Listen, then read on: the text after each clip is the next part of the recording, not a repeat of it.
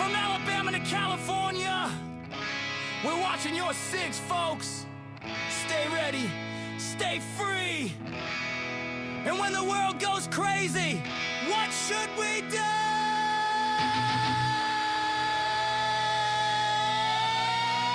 Drink up, sing it fast. It's the Denton and Sasquatch Show. Two voices you ought to know.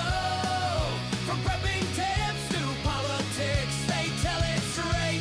No tricks from Dixie to the Golden Coast. Freedom's what they love the most.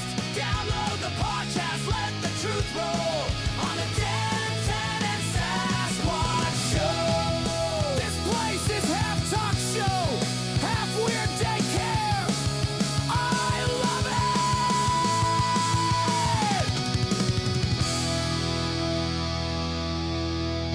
Hello and welcome once again to the Einor and Sasquatch Show, coming to you live from both Arizona and California.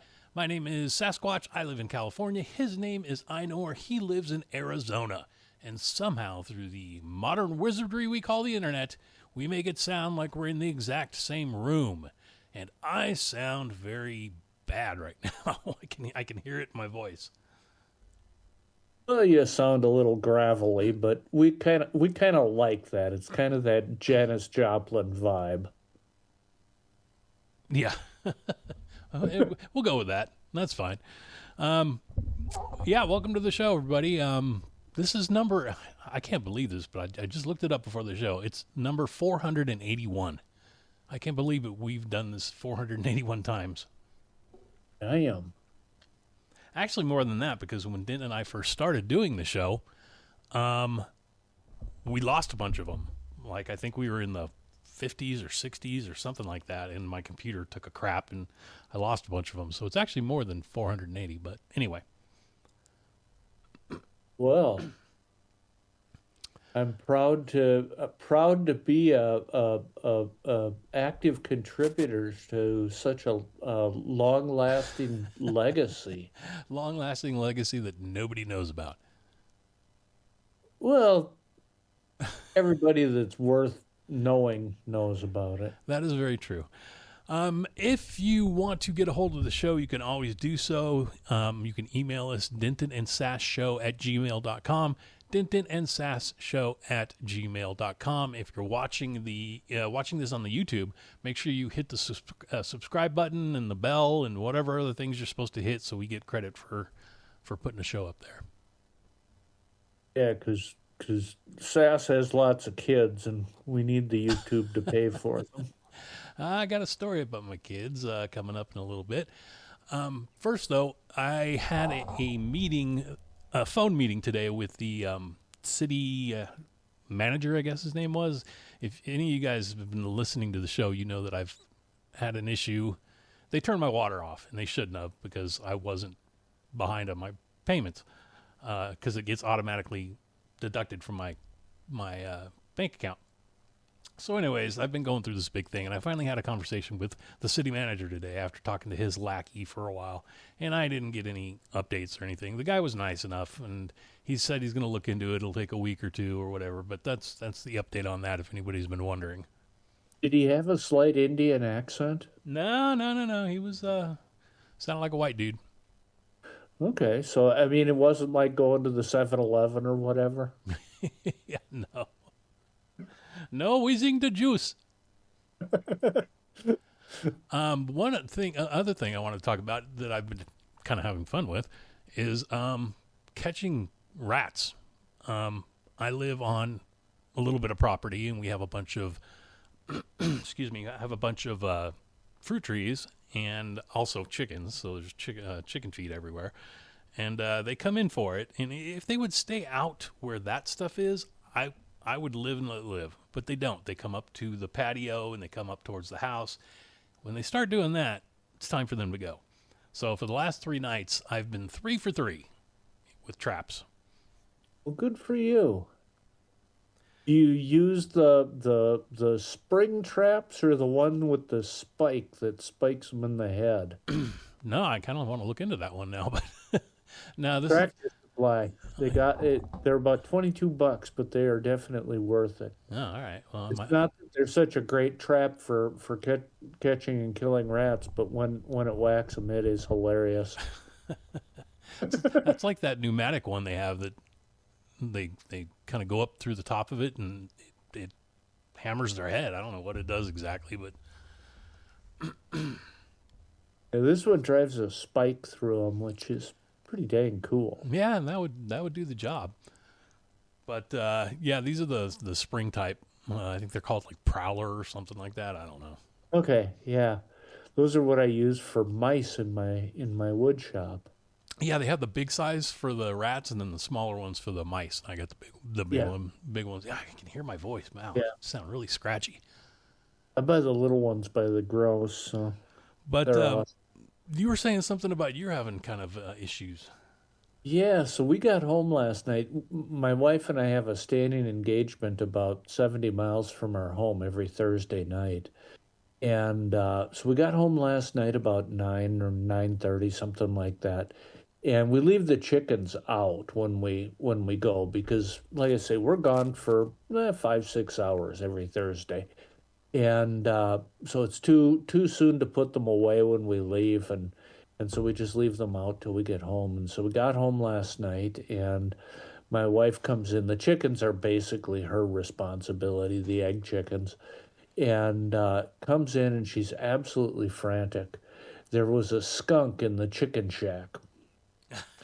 Now, you think about it, my first reaction was, well, did it kill any chickens? No. They just go for the eggs, so that's good. That's a positive. And she had gotten all the eggs out before we left, so I don't think we lost any eggs. And even if we did, we'd never notice it. But how do you get a skunk out of your chicken shack?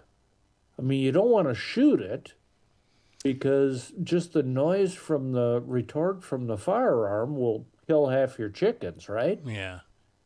And you may put a hole in the shack. So you can't, shooting it is kind of out of the question. Not to mention that when you do, it's gonna obviously blow up, and then your chicken shack's gonna smell like skunk for a year. Yeah. So that wasn't really an option. So we're going round and round about this, and came up with the idea, and it worked beautifully, by the way. Take a rag and soak it with pine sol, and do not dilute the pine sol. You want the pine sol stink in the rag. Oh yeah. Just throw the rag in the chicken shack. That skunk came out of there like a shot from a cannon, let me tell you. Oh really? I thought you were going to throw it over it, but just the smell of it. No, just toss it in the middle of the shack, and I mean, it wasn't even 10 minutes, and that skunk was, in the next county. Well, that's a good tip right there. I would have never even thought of that. That's right. Only on the Denton and Sasquatch show will you learn these tips. I'm Yeah. kind of the Martha Stewart of the American garage. There you go. We have skunks too. In fact, I smelled one today. They usually live under. I have a shed in the back, but they usually live under there. But my husky mix, it just kills them. As soon as he sees them, kills them. And doesn't get sprayed? Oh, he's got 3 so far, and one of them sprayed him, and he stunk. It was not good. No. No. Our dogs, about once a year, they'll get in a tussle with one, and we end up having to hose them down with that skunk spray stuff that sort of sometimes works. Yeah. Yeah, sometimes. That's the key word right there, sometimes. Yeah. It's crazy, though. I don't want him to kill him, but it's just his instinct. In fact, the other day he had a possum cornered, and I had to drag him out of there so he wouldn't kill the possum. Yeah. Make sure he's got his rabies. Yeah, this one I don't think I had any problems or anything, but yeah, he's good. Yeah. All right. I said I had a little story about kids. All right. Looking into the future, if you want to start a business or make lots of money, let me give you this piece of advice. start a brake shop, like brakes on a car. Yeah. And the reason I say that is because since I can't drive, I've had to have my son, a couple of his friends, either run me up to UPS or run me up to the store or wherever, because I can't drive, obviously, right now. Yeah. And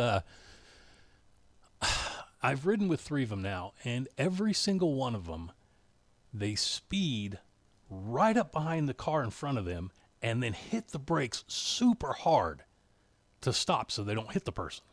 It doesn't matter if they're driving, so like somebody's driving in front of them, or if somebody's stopped at a light, they do the same thing. They fly up to them like they're going to hit them, and it like freaks me out. And then all of a sudden they'll hit the brakes really hard, and I'm like, these kids got to be going through brakes like nobody's business. Yeah. So I had one of them take me to UPS this morning, and I was thinking about it, and I'm like, I should start a brake shop because these kids are all going to be needing brakes pretty soon. Oh, yeah. So that's my advice to you. If you want a business that's going to make you some money, all the kids today seem to drive this way, so they're all going to be running through brakes, and none of them are going to be able to fix them themselves because, God forbid they learn how to do that. So Not a bad plan. Not a bad plan at all. yeah, I thought so. All right, going on from there. You want to hear about Gavin Newsom, or you want to tell your story first, or your? Oh, let's hear about Gavin Gruesome. All right, Gruesome Newsom. California Governor Gavin Newsom has made it known he wants to clean up the homeless encampments, and he's been saying that since he was mayor of San Francisco, and it's only gotten worse. But anyway, he will attempt to do so when it involves one of his celebrity friends. Text messages recently obtained by the San Francisco Chronicle show that the Democratic governor's office stepped in to help football player Marshawn Lynch, who co-hosted a podcast with Newsom and whose agent is a friend of the governor. More than 311 requests were sent to Oakland City officials from neighbors to clear up the Dover Street encampment where an RV, a camper, and a SUV arrived in 2024 and backed up to the freeway. But not until Lynch's request did it seem that they had gotten any particular attention, and the encampment in front of Lynch's home was immediately removed. Imagine that. Gavin is quoted as saying, "It's good to be king." Oh, wait, I don't think he said that. I think he said no kings. But apparently he likes to act like one. Uh-huh. That boy is the ultimate trust fund baby, isn't he? Oh, yeah, for sure. Can you imagine him being president if that actually happened? No, that would be very bad. It would be one big giant California. Yeah. And, the rest of us probably wouldn't react well to that. Yeah. I'm just saying. No, probably not. All right. You want to do your story now? Sure. This one actually, you guys probably have already heard this one, but because this one comes directly off of the Fox News website. All right. Florida sheriff's deputy is facing intense internet backlash after a viral body camera video captured him doubling down on ticketing a woman for using a phone in her right hand. The problem? Her right arm stops at the elbow. She doesn't have a right hand. It wasn't duct tape on there, was it? No. I mean, they got the video up there, and she's showing them the stump, And so the officer began lecturing her about the dangers of distracted driving. Thomas, the woman, did not even bother to argue. Instead, she just flashed her right arm, which ends at the forearm. So, obviously not, Thomas said, bursting into laughter in the now viral clip. So you want to just call this a day, or? And the officer replies back, I don't want to call it a day. You had a hand manipulator. What is a hand manipulator, Sass? Wow, I don't know. I would like to know. Yeah. So the cop ended up giving her a ticket. Wow, those guys are pig-headed sometimes. Yeah, he's just a butthead.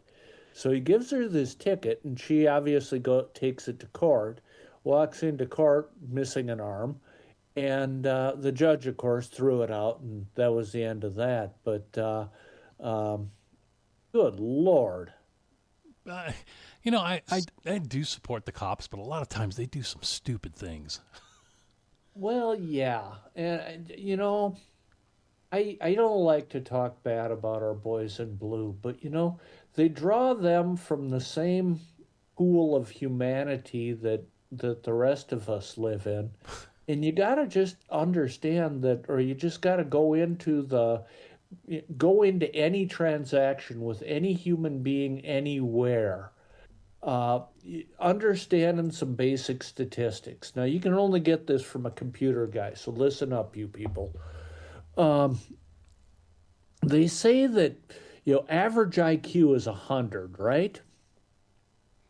And so, okay, you can assume that half the population has an IQ over 100, and half the population has an IQ under 100. That's me.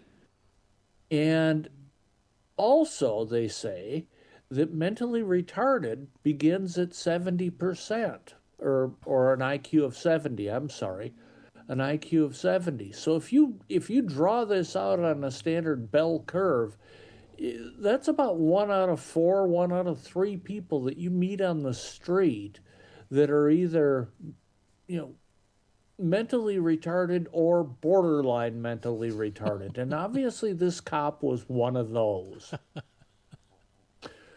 So, just kind of file that statistic in the back of your mind as you go through life, and I found that it dropped my blood pressure about 10 points, just keeping that in the back of my mind as I interact with people in my daily life. That's when you're using a lot of the, oh, aren't you precious? Yeah. Oh, bless your heart. Yeah, bless your heart. That's a good one, too. As Denton would say.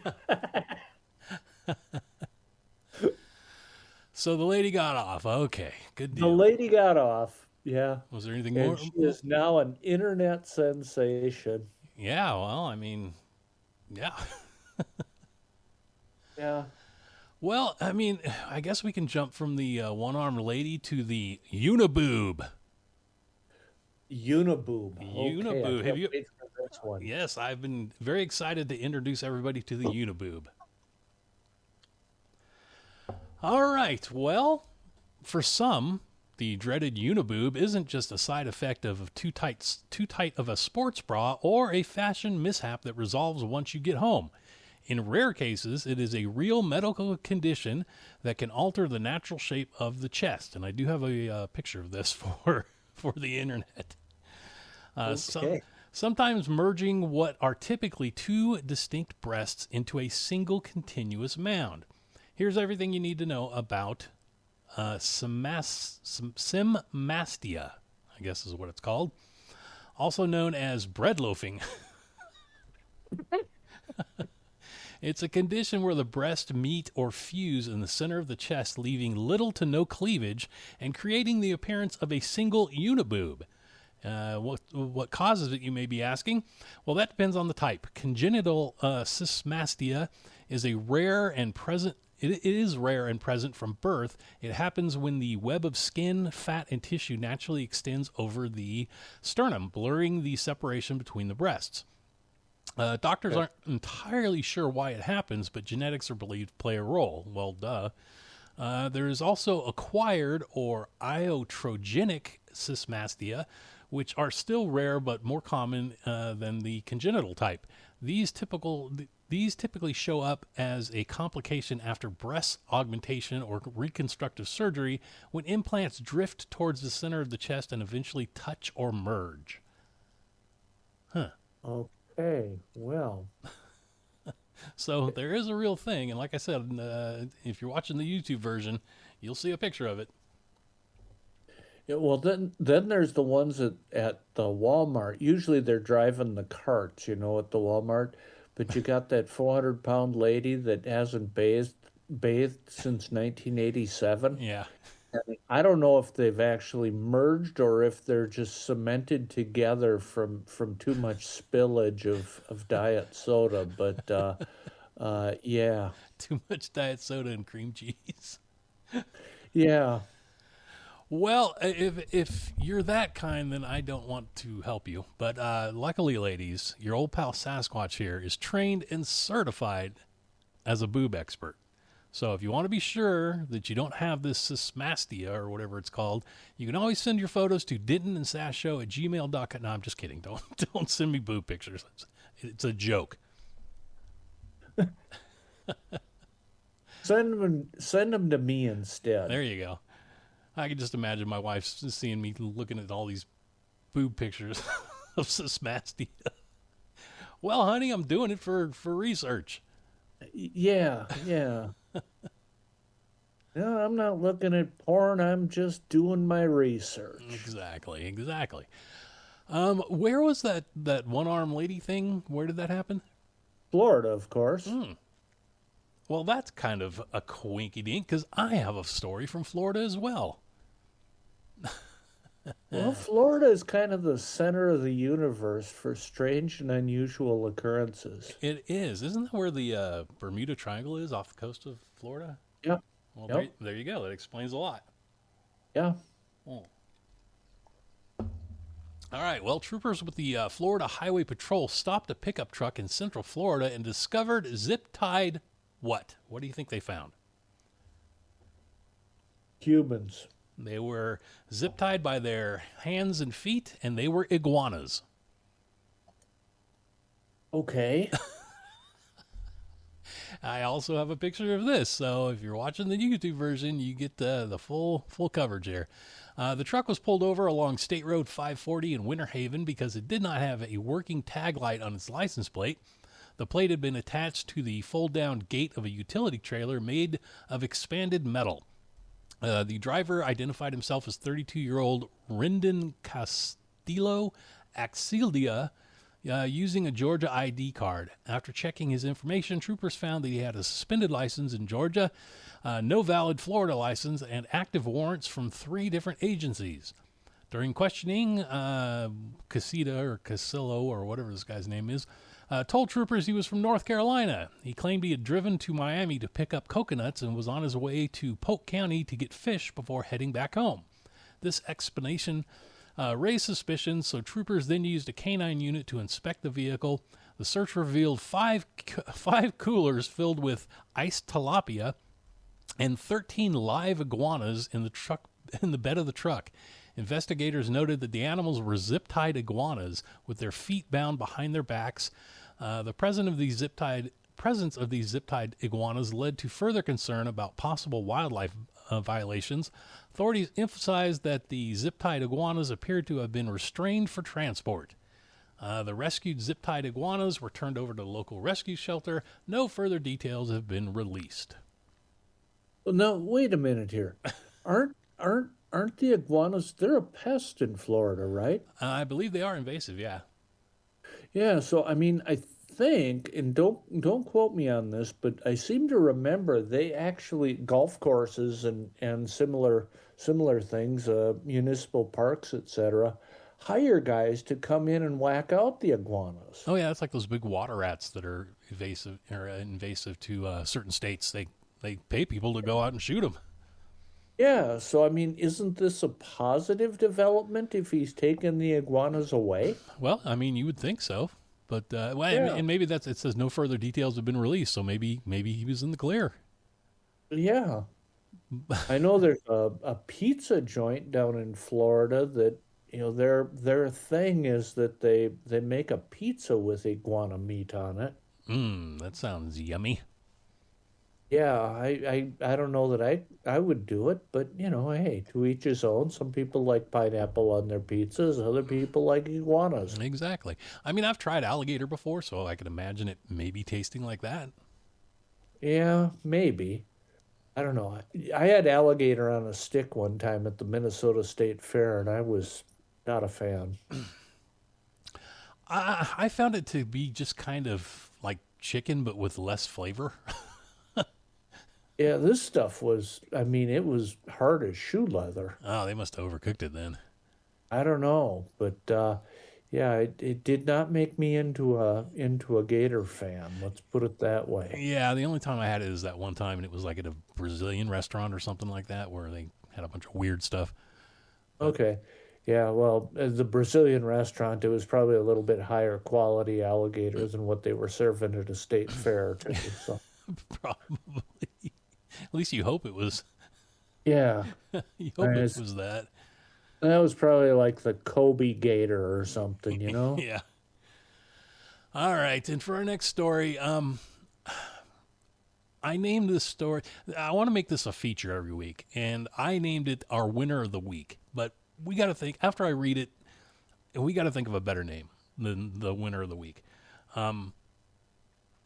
So if you have a suggestion after you hear the story for a name, the name of this little bit we're doing here, email it to us, dentonandsasshow@gmail.com, dentonandsasshow@gmail.com. All right. That was smooth, Sass. The way you slipped that email in there again. Yep. Gotta. You are a broadcast professional, sir. I am. I had some girl on X tell me I was a professional or something the other day, and I'm like, well, I actually was. I was a radio DJ.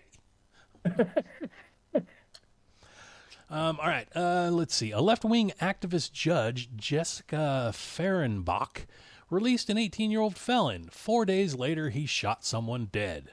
The judge allowed the 18-year-old Deonta Rashad Harmon to walk free on a stayed 60-day sentence just 4 days before he allegedly killed a 22-year-old man and wounded two others.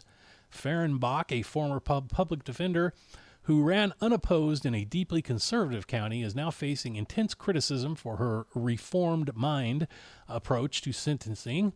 You, Judge, are our winner of the week, and hopefully we'll find a better name for this segment than winner of the week, because that's just all I could come up with at the time. Yeah. Well, we seem to have a lot of that going around lately, don't we? Yeah, and that's why I wanted to highlight it, because we do seem to have a lot of stupid judges that are activist judges that are just letting people out. You know, they kill a bunch of people or rape a bunch of women or whatever, and the judges is like, yeah, let them go. It's a mistake. Yeah. Well, along the same vein, I may as well give you the giraffe update for the week as well. We do have a giraffe update. Awesome. I Although- always love a giraffe update. For those of you that may be new to our show here, we're following the legal saga of a guy that lives locally to me out here in the middle of nowhere, Arizona. He goes by the name of Giraffe. And it seems that Giraffe, a couple months back, caught some trespassers on his property, so he went out and brought these guys in and locked them up in his barn. And the police somehow got involved with all this, which I'm still not sure how that all comes together, but it's irrelevant. But they ended up letting the trespassers go with a small ticket and locking Giraffe up because apparently they frown on, holding people at gunpoint in your barn. I would hope so. Say again? I said I would hope so. Yeah. So Giraffe has been sitting in the Crowbar Hotel for a few months now as his case, weaves its way through the slowly turning wheels of the Arizona justice system. But he had a hearing last Tuesday. Couldn't do it Monday, obviously, because of the holiday. So last Tuesday, Giraffe had a hearing. And at the hearing, they decided that, we're going to postpone this hearing until June 22nd. Wow. So back to the clink Giraffe goes. Who's watching his dilapidated old shack? I'm assuming it must be his cousin who is the person that I'm getting these updates from. So she must be the one that's going out there, and he lives in this just run down, horrible. It I think it was a mobile home at one point, but it now resembles more of a mobile frat house, I guess you would call it. It's pretty rough looking. So We got to get yeah. we got to get a picture of this guy because I'm guessing he's pretty rough looking too. Yeah, well, I told you the other thing that I learned about him a couple weeks ago. Mm-hmm. He's a former transformer. Oh, that's He used right. to wear around in a dress. That's right. So yeah, I think actually I'm thinking I may write the county attorney a letter and offer to remedy this whole situation for everybody. Just bring Giraffe out to my place, and I'll hook some jumper cables up to my tractor, and we'll give him some appropriate electroshock therapy and send him on his way. Oh man, that's funny. But yeah, Giraffe, he's a special dude. He sounds like it, that's for sure. Yeah. Like I'd like to sit by a campfire with him and just drink beers. I don't think that would be wise. Well, I mean, I'd have my tennis shoes on so I could run if I needed to, but Yeah. have him checked for a rifle before he sits down. I if you get that opportunity, let me know. I'll join you. All right. And I'm thinking against two of us, we might stand a chance. But Well, that's good. Hopefully we get some other updates about Giraffe because his story has been pretty funny so far.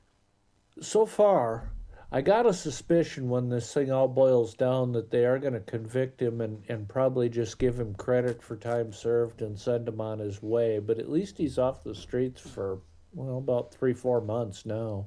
Well, from the story you tell, it sounds like he doesn't really go out on the streets very often. Well, no. But No. At least he's not locking people in barns. No. That's a positive. Now that we got our Giraffe update out of the way, time for weird news. It's time for Weird News. I guess we now know why Mary Poppins and the Penguin carry umbrellas. Okay. Yeah, wait till you hear this one.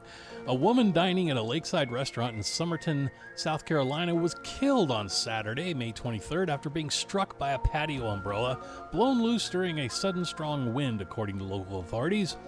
The Clarendon County Coroner's Office identified the victim as Dana Winger of Huger, South Carolina.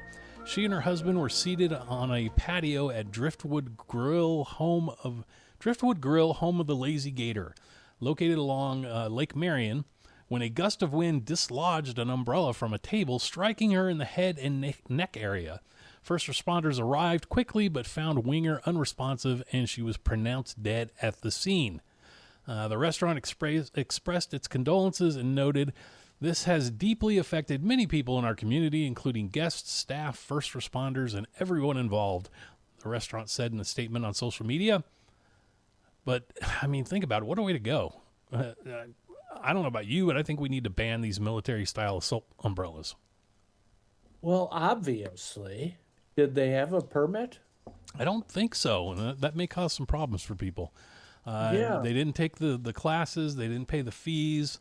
And, we don't need these military-style assault umbrellas on the street because see what can happen. Well, obviously. I mean, you're lucky she wasn't impaled with it. Yeah, that would have been pretty gruesome. Vlad the Impaler's restaurant. There you go. All right, and our next weird news story. Now, you're going to ask, is man's best friend starting to turn on us? Because this is the second time in as many weeks as that we've had a story like this. A dog reportedly triggered a shotgun inside a truck during a stop at a Nebraska gas station on Saturday, sending a blast through the vehicle and injuring a woman in another vehicle several yards away, according to local reports. The incident unfolded shortly after noon when the vehicle pulled into a short stop, a gas station and convenience store. According to the Scotts Bluff Police Department, the dog remained inside the vehicle after the owner stepped into the store. Another passenger riding along also stepped outside but stayed near the front passenger side door. During that time, the dog reportedly moved around in the rear seat area and came into contact with a shotgun stored in the vehicle. The firearm appeared to have had a live round in the chamber and was discharged after being triggered. The blast reportedly passed through the vehicle's front passenger side door, traveled out of the parking lot, and struck a woman who was stopped at a nearby traffic light several yards away. Police said a shotgun pellet stuck in her upper portion of her arm, which was resting out of the window at the time, according to KNOP. So, like a dog sniper or what? Yeah.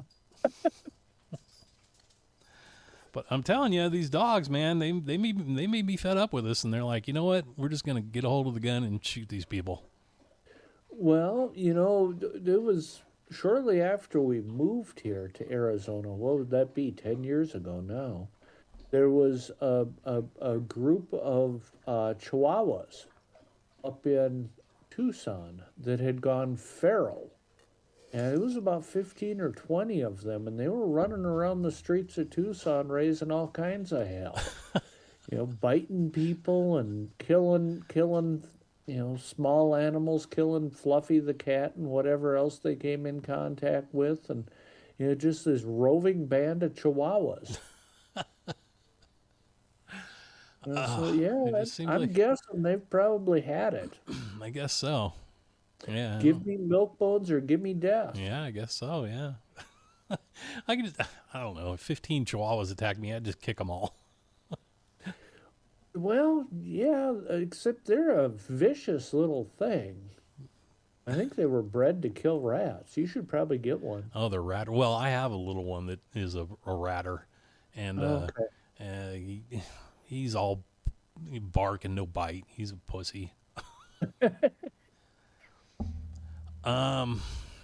Yeah, okay. I guess we'll go to... Oh, I know what I was going to say. I saw for the first time the other day, speaking of little things killing other little things, one of my chickens caught a lizard. Oh, cool. Yeah, it was super cool. He was like banging it around, and all the other chickens were chasing the chicken that had it, and it was running away from them, and they were fighting over it, and it was cool to watch. Oh, yeah. I tried to get a picture of it, but they were running around so much. I mean, I did kind of get a picture. I'll put it up on the YouTube, but you can't really see much, but yeah, I'll put it up there, but cool.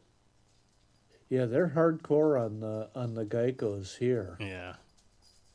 Which is great fun to watch. Yeah, for sure. All right, and I'm going to preface this last weird news story with, see, I told you, Renee. I told you, Keith. That's my brother and sister. I told you, I told you, I told you. Now that I got that out of the way, apparently the government isn't disclosing everything it knows about UFOs. A whistleblower has accused the CIA of attempting to use sites like 23andMe and Ancestry.com to uncover people with extraterrestrial DNA in their makeup. The CIA wants to hunt them down, said philosopher and novelist Jason Reza, Ph.D., while discussing the so-called topic secret government program in an episode of the podcast American Alchemy. Giorgiani, that's his last name, Giorgiani, claimed that he was alerted to this bug hunting initiative by Army veteran Lynn Buchanan, who claims he was a psychic spy with the CIA's remote viewing program, which investigates whether individuals could use extrasensory perception to conduct recon on distant objects, events, or people. Is that like that, remember that movie, Staring at Goats or something like that? I don't remember the movie, but if you are looking for more information about this, it was under a major program called MK Ultra. Yeah. Which became infamous because that was the one where they were testing LSD as a substance to promote this type of action. Yeah, like enhance it. Yeah.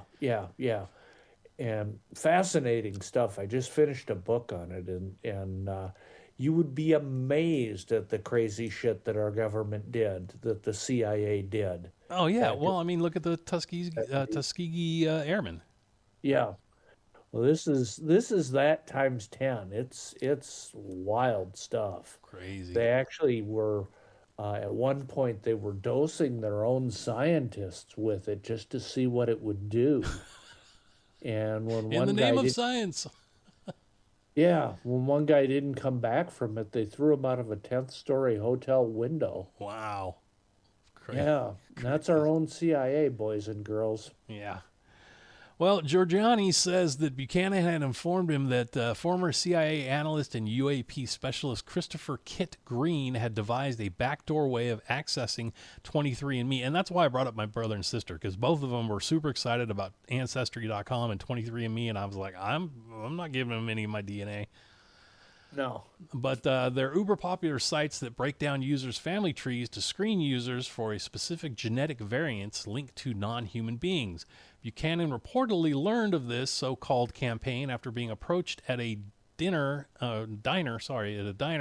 by three individuals claiming to be Nordics, tall, blue-eyed, blonde visitors from beyond that are said to be living covertly among us. So it's got to be true if it's the Nordics. Well, I mean, this guy's a doctor too, so I mean, you got to believe him, right? Mm-hmm. Yep, of course. Let's see. These Nordics, they live in small. It says they live in like small. I guess he's using the word like in front. I don't know. Small towns, and they pass because they look like Scandinavian people. Giorgiani remarked of Buchanan's story. Okay, don't you have some Scandinavian in you or something like that? Oh yeah, I'm full-blooded Norwegian. All right. Well, then there you go. Are you an alien? Not as far as I know. Maybe it's like hiding inside of you. It's going to come out someday. Well, it could be, you know. It'll be like that scene in Alien where it bursts out of your chest. That would be kind of cool. And then the chicken could catch it. Yeah. That would be kind of fun to watch. You'd get a lot of hits on YouTube. Yeah. All right, I had to finish off my drink there. All right, well, that's pretty much the end of the show. So all I have left to say is, before we sign off here, one other thing I wanted to add. Did you hear that the Denver airport is now going to open the tunnels underneath the airport so that you can now walk back and forth between the concourses? Oh, isn't that the airport where they were saying they were doing like satanic rituals or something like that? Oh, yeah. There's a million conspiracy theories around the Denver airport. But specifically that there are lizard people living underneath it. That's what it was. Well, I don't think it was. Well, I mean, there may be a conspiracy theory about Satan, but no, yeah, you're right. It was aliens. Yeah. The aliens have a base under the Denver airport, and they're going to open the tunnels under there. So apparently, Denver's getting a little bit sick and tired of us making fun of the blue horse with the bright red eyes, also called Lucifer, out in front of it. And so they're going to encourage passengers to walk back and forth between the terminals rather than taking their stupid electric train that breaks every 5 minutes. And they're going to send you down in the tunnels where the lizard people live. So there you go. Yeah, I mean, I don't know if I'd want to be the first person to go down there. Do they give you flashlights or anything? I don't know. I assume they're going to finish them off so that they're not just rough concrete terminals, but we'll see. Do you remember the movie Chud from the 80s? Oh, yeah. Cannibalistic human underground dwellers? Yep, one of my favorites. Yeah, they lived like under the streets of New York, I believe, right? Yep. Well, maybe they've moved to Denver. Yeah, well, that Denver airport, there's a million conspiracies about that one. That's your assignment, listeners. after you get done listening to the Denton and Sasquatch show, go out on the YouTubes and do a search on just Denver Airport. And you'll come back with millions of them. Oh, yeah, probably so. And it will keep you going for hours. It's well worth the time. I agree. Anything that takes you down that rabbit hole is always a good time. Yes. It's also a good excuse to drink heavily. You might get more out of it if you do drink heavily. Yeah, absolutely. Well, before I finally finish this up, let's give the info for OTP, since I've given the Denton and Sass Show at gmail.com email a bunch of times already. And you slipped that in beautifully again. You truly are a professional. I am.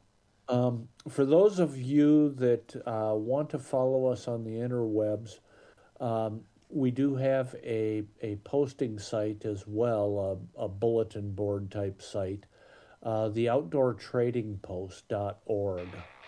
And that is all spelled out, the outdoortradingpost.org. So show up, pull up a cooler, sit down, and have a few laughs with us. And I don't think we've gotten any new people, so nobody is taking us up on this yet. So if you want to be the first person, definitely go check it out. If you got a thick skin and you like just bantering about, saying stupid things with your friends, then that's the place to be. It's definitely, yeah, and we don't censor it other than, obviously illegal content we're not going to let through, but beyond that, we're pretty wide open. Yep. Gotta love it over there. All right. Well, with all that done, then the only thing left to say is make sure that you are thankful every day for all God has given you. Help each other out whenever you can. Stay safe. And definitely don't take any crap from anyone. Have yourself a blessed day, and we will see ya. See y'all next week.